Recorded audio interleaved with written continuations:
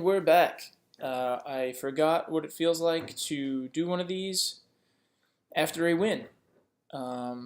They don't come too often, so this is nice. 1-4. This is new. I usually wait another week before I get my first win. It was probably worse for Rags than it was better for me. He loses his first 2 round picks.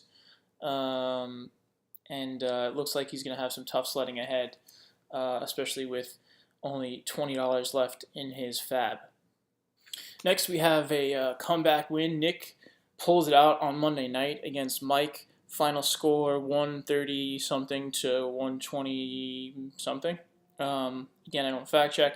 McKinnon bows him out with a solid performance, which looks to be something that Nick could depend on going forward. We'll see. The league is super close. Mike losing makes him going into week 6 at 2-3, which is the same record as Nick. So it's up for grabs. Romeo and Juliet, Jack and Rose, Kurt and Will. Stop me if you heard this before. Will beats Kurt in the Star-Crossed Lovers matchup of the week. Final score 133 to 125. I still think Will and Kurt have top 5 teams, so both teams are expected to make the playoffs. Jordan gets his first win, thank God. I hope that continues. So he's not the zebra. As we've previously mentioned, it probably wouldn't look great if we were chasing Jordan around on a paintball field in a zebra suit. Crispy also put up a ton of points this week. Both teams are trending up, so we'll see. I don't remember most of my picks, actually very little of them, but I don't really know if I got this one right, but I think I got Rob beating Ariel. Came down to Kyle Rudolph on Monday night, but it happened. Final score 115 point something to 99.2. Even if Ariel started Wentz, he still loses, so I don't really know why he kept complaining about that. This sends both teams to 3-2, and I think they're both super middle of the pack, no offense. Again, the league is super close. Virgil had a very good shot at taking Pete down on Monday night, but Diggs went missing with an injury and left the game, I guess, at the half, or just wasn't himself after he hurt his groin. Pete goes to 4-1. Definitely one of the better teams, but has a tough matchup against Nick this week with his entire team on bye.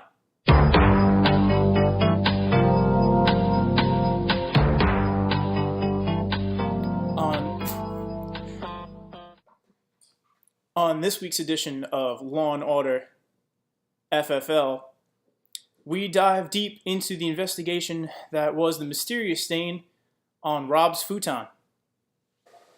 After intense questioning and multiple suspects, we have concluded that it was actually Dave's semen. Unfortunately, the girl was not able to swallow the whole load, and some of it had spilled out onto the couch. One could say it was a sticky situation.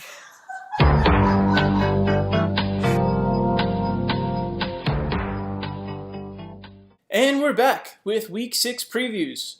Game 1 is Jordan versus myself. We are both 1-4, coming off pretty good weeks. We have some key guys on bye, but we get some guys back as well. So should be a close one, but I'm going to give this one to Jordan. Game 2, we have Ariel going up against Mike.